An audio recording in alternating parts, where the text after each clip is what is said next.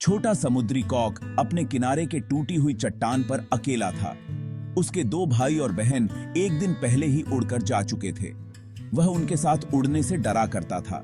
किसी प्रकार जब उसने चट्टान के किनारे पर दौड़ लगाई और पंख फड़फड़ाने का प्रयत्न किया तो वह डर गया। नीचे समुद्र का बड़ा फैलाव था तथा नीचे की ओर इतना लंबा रास्ता था, मीलों नीचे।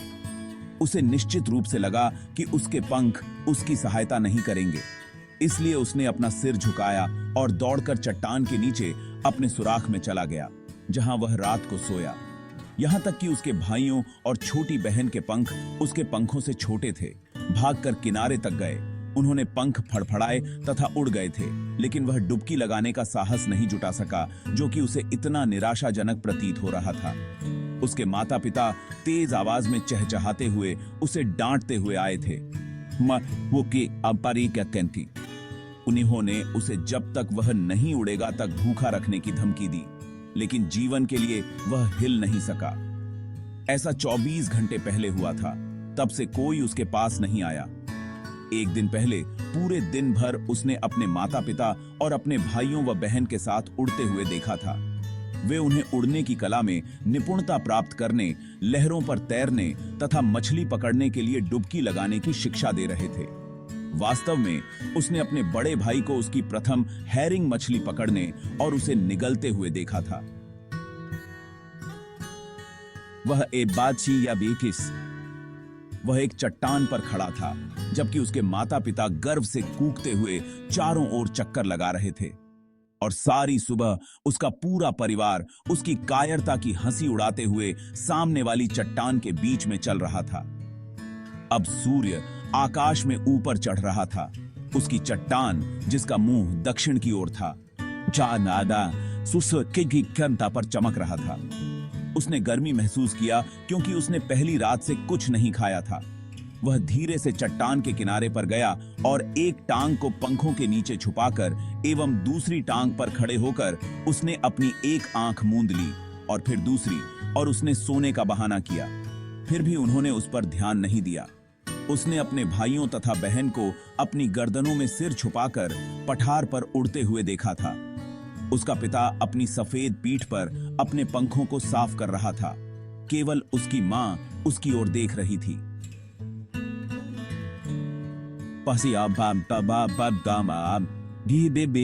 पठार पर ऊंची जमीन पर खड़ी थी तथा उसकी सफेद छाती आगे की ओर निकली हुई थी। कभी कभी वह अपने पैरों में पड़ी मछली को काट रही थी तथा फिर अपनी चोंच को दोनों ओर से चट्टान पर रगड़कर साफ कर रही थी। भोजन के दृश्य ने उसे पागल बना दिया था। किस प्रकार वह भोजन फाड़ना पसंद करता था, चोंच को इस प्रकार रगड़कर तेज करना। गा गा गा। उसने कुछ भोजन अपने लिए लाने की अपनी मां से प्रार्थना की।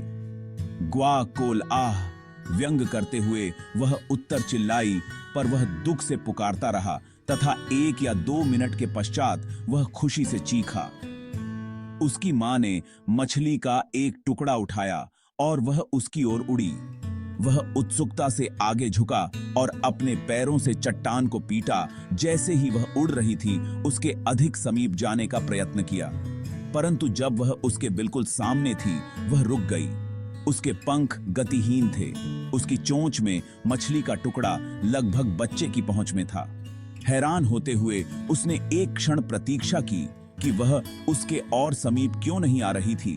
तब भूख से पागल होकर उसने मछली पर डुबकी लगाई। ऊंची चीख के साथ वह आगे बढ़ा और अंतरिक्ष में नीचे की ओर गिरा।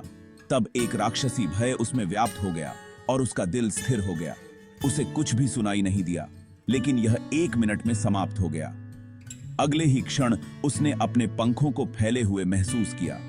हवा उसकी छाती के महीन बालों से टकराई। तब उसके पेट के नीचे और पंखों के नीचे हवा महसूस की।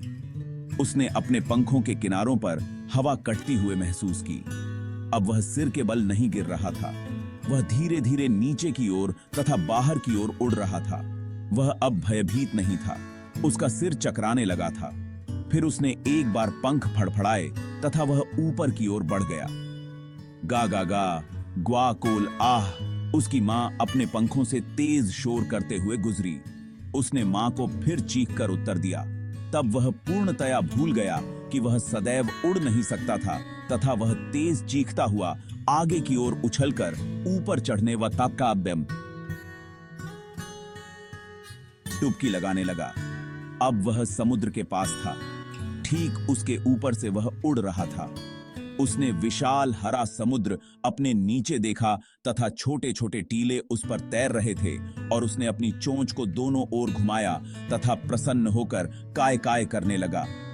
उसके माता पिता, उसके भाई और बहन इस हरे फर्श पर उसके आगे बैठे थे और वह ऊपर नहीं उठ सका। वे उसे चीखते हुए बुला रहे थे। उसने डर से चीखते हुए तथा पंखों को फड़फड़ाते हुए फिर से हरे समुद्र पर उठने का प्रयत्न किया। उसके पंख इसमें डूब गए। वह भय से चिल्लाया और अपने पंखों को फड़फड़ाते हुए फिर से ऊपर उठने का प्रयत्न किया, किंतु वह थका हुआ था तथा भूख से कमजोर था तथा विचित्र अभ्यास से थक कर चूर था। उसके पांव हरे समुद्र में डूब गए थे। फिर उसके पेट ने उसे स्पर्श किया तथा वह इससे अधिक नहीं डूबा। वह उस पर तैर रहा था तथा उसके चारों ओर उसका परिवार चीख रहा था, उसकी प्रशंसा कर रहा था तथा उनकी चोंच डॉग मछली के टुकड़े उसे भेंट कर रहे थे। उसने अपनी पहली उड़ान भर ली थी। Use YouTube audio library only. Use Rajput Tutorial India as watermark text. Add bold subtitles with a popping effect. छोटे पंखों वाले इस नन्हे पक्षी को भूख ने बुरी तरह से परेशान कर रखा था। उसकी मां ने उसे बताया था कि प्रार्थना करने से मन को शांति मिलती है। उसने अपनी आंखें बंद की और भगवान से अपने पहले भोजन की प्रार्थना की। अपने पहले भोजन की प्रार्थना के बाद नन्हे पक्षी ने अपनी मां की बात मानी और उड़ने की कोशिश की। उसने अपने पंख फैलाए और हवा में झूलने लगा। थोड़ी देर बाद वह हवा में तेजी से ऊपर उठने लगा। यह उसका पहला उड़ान था और उसे एक नई आजादी का एहसास हुआ। उसे बाग के नई के सेम कोने चौका। अपनी पहली उड़ान के बाद नन्हे पक्षी ने समुद्र की ओर देखा। उसे लगा कि वह समुद्र पर भी तैर सकता है। उसने अपने पंखों को समेटा और धीरे धीरे समुद्र की ओर बढ़ा। पानी में उतरते ही उसने पाया कि वह तैर सकता है। समुद्र की लहरों के साथ खेलते हुए उसे एक नई दुनिया का अनुभव हुआ।